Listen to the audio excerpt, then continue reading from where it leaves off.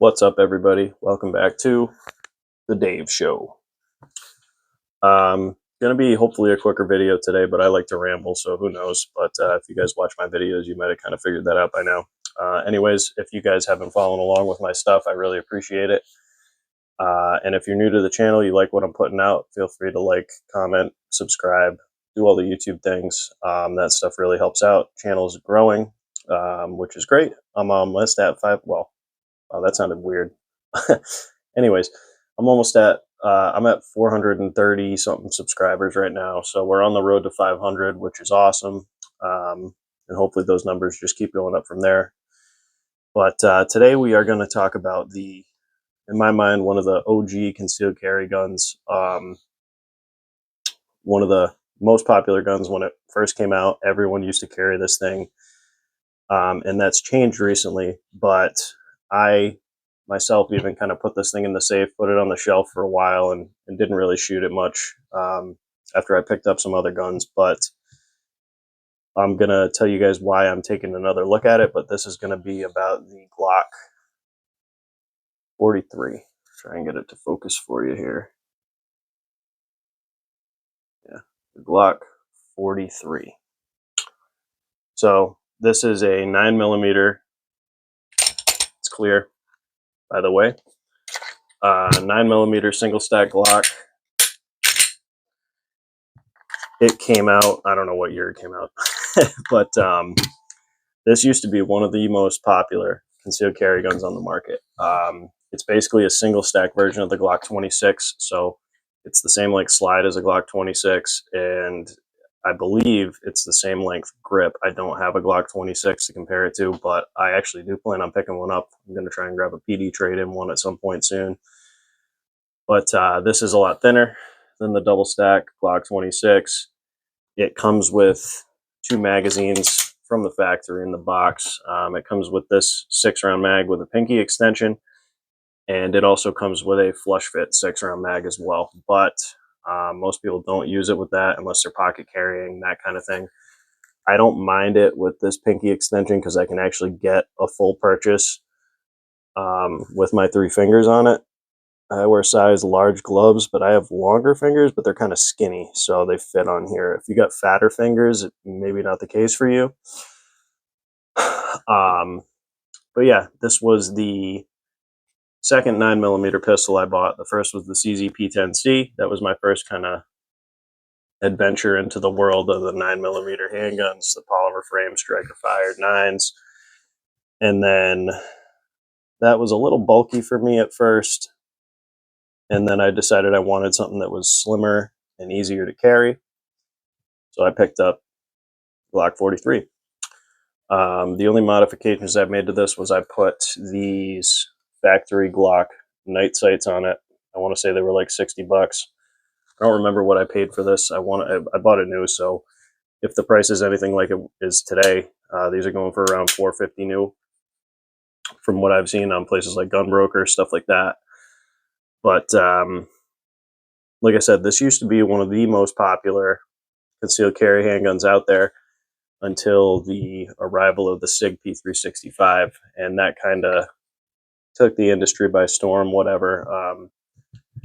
There's a lot of kind of drama with Sig now. I don't own any Sigs. I've owned a couple. I actually bought a P365 and I had a P365 XL, but I've sold both of those. I sold them a couple years ago.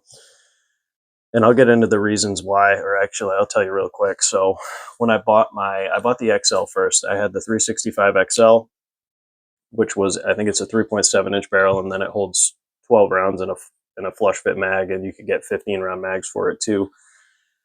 But I didn't really like it that much, and the biggest reasons I didn't like the P365 XL is because their light rail that they have, this doesn't have a light rail, by the way. So they make a clamp on, I think it's the Streamlight TLR6 you can get for these, but I think it's like a 60 lumen light or something. And then I think they came out with like a HL version of that too. I'm not sure what it put out for lumens or anything, but my issue with the 365 XL, my 2 issues I had, the first one was I hated how my thumb sat on the light rail on the thing. I didn't like it. I didn't feel like I could get a good purchase with my non-firing hand on it. And I ended up getting rid of it because of that, and because the magazines it came with, um, the SIGs have metal magazines, and I was having an issue with my mags where on both of them, both of the ones that came with the gun, what would happen was I could load the thing up really most of the time, no problem. But what was happening was the follower in the magazine was hanging up where the cutout in the metal mag was for the mag release. So sometimes it would happen loading it. More often than not, it would happen when I was shooting it, though. And what would happen is I would get through like half of the mag, and the follower would hang up on that mag release, and then it's rattling around, and I'm getting failures. So um, at that point, I was like, you know what, man, I'm just going to get rid of this thing. I ended up going back to carrying my CZ P10C. This gun just kind of sat in the safe. And then after a little while, I was like, you know what? I'll give the 365 another shot. And I bought the regular 3-inch barrel, standard 10 round flush mag 365. The first thing that annoyed me when I picked up that gun was that the factory tritium night sights that came on it were dead right out of the box. So I looked at it at the gun store. It looked fine, but I had taken it home and I was kind of messing around with it. And then it was in a darker room. And then I noticed, like, hey, my freaking night sights aren't working. And I will give SIG credit. I emailed them and they took care of it. They sent me new sights. I just had to swap them out, put them on. Not a huge deal. But again, so I had quality control issues on their magazines on the first gun. I had quality control issues with dead sights right out of the box on my second one. And again, after shooting that thing for a while, man, like I just didn't like the way my thumb was sitting on that light rail. I wasn't a huge fan of how the thing fit in my hand. And I ended up dumping that too when I picked up a Glock 43X, and that's been my carry ever since. But the reason I'm rethinking the 43 is because I'm considering going to more pocket carry in certain situations where I'm in a more non-permissive environment for carry. When I used to carry this gun, I would carry it just like this in this buffalo hide holster, leather holster. I don't really recommend these, but again, this was my first real carry gun, and I was new to firearms at that point, and I just thought this was like it is a nice quality leather holster. It's got a solid clip, good workmanship, good stitching, by a company called Muddy River Tactical. They make Kydex holsters too. I have a few of his Kydex holsters. They're pretty nice. And the biggest thing with these leather ones is, like, yes, your trigger's fully covered here. I'm not worried about the trigger, some sort of ND or anything with it in this, but the biggest thing is, especially training with this from concealment, dry fire or live fire, you can draw it no problem. The retention is decent on it actually too, but the issue I have with these leather holsters, especially inside the waistband, is that when you draw, present, shoot, sorry for flagging the camera, you can't really just stick this back in here and reholster it. I mean, you kind of can, but that's because this isn't in my pants right now. And even you can see it's still kind of not as smooth as a Kydex holster would be. So now if you think about this, in between your body and your pants, once you pull the gun out of it, it's going to compress. Okay. So now you've just taken your firearm out, you've shot it, and you want to safely reholster. It's not reholstering. So you then have to kind of try and widen it out, whatever you got to do to get the gun back in here. But now you're potentially flagging yourself. I almost kind of was flagging myself here presenting that, but this gun's safe and unloaded, and I'm in a safe area in my house. But yeah, so I wouldn't recommend it. I am going to go back to carrying this in certain situations, but I'm going to be picking up 2 new holsters. I'm going to pick up a Kydex inside the waistband for it, And I'm also going to pick up a Kydex pocket holster for it because, like I said, I think I'm going to lean more towards pocket carry with this in more non-permissive environments. Places like weddings, if you got to go to, I don't know, I won't really get into it, but places you really don't want anyone to know you're carrying. I don't really print when I appendix carry my 43X, but there could be a certain situations where I'm in a t-shirt or something, I reach up, my shirt raises up a little bit, like I don't want to worry about that. So I'm going to go back to, I'm going to start shooting this more again. I don't mind shooting it. They are snappy, but like I said, they fit my hand pretty good. And what's nice is you get this palm swell in the grip, and that just buries itself right into the pocket of my hand, and it feels really natural and it feels really comfortable. I think it's actually, if you have the right hand size, I think it's a very ergonomic gun. So there's a few differences between this and the 43X. Obviously, number one is that it's shorter. Another downside is this is actually a plus or a downside, but a plus is this is actually a little thinner than the 43X in the grip, but that means it does not take 43X magazines. So if you have a 43X and you're thinking about getting one of these, you can save money and just buy a frame, because this slide is the same slide and barrel and recoil spring and everything as a 43X. Even the lower parts kits are the same, I believe, as well. But they don't have mag interchangeability. The other thing too, if you're into forward serrations, the 43 does not come with them. But like I said, for $450 new, compared to a 43X, it's a little cheaper. They don't come optics ready or anything, but my use case for this gun is more of a get off me gun. Like, I just want to be able to have something on me in an environment where I would otherwise not have something on me. And that's why I'm going to be primarily pocket carrying this. So like I said, you get 6-round mag with a pinky extension in the box, and then you get a flush fit 6-round mag as well. So I actually, back when I bought this, I bought some other mags too. I don't mind it with the pinky extension. I used to primarily carry this with this pinky extension like this at 4 o'clock when I started out.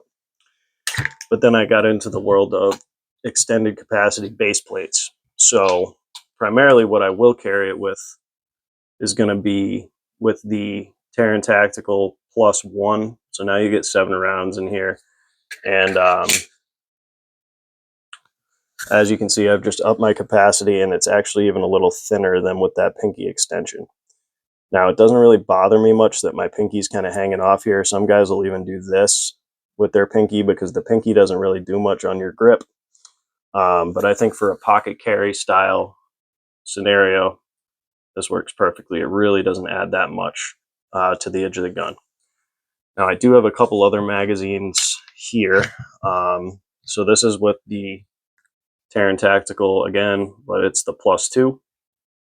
So this would give you 8+1 capacity.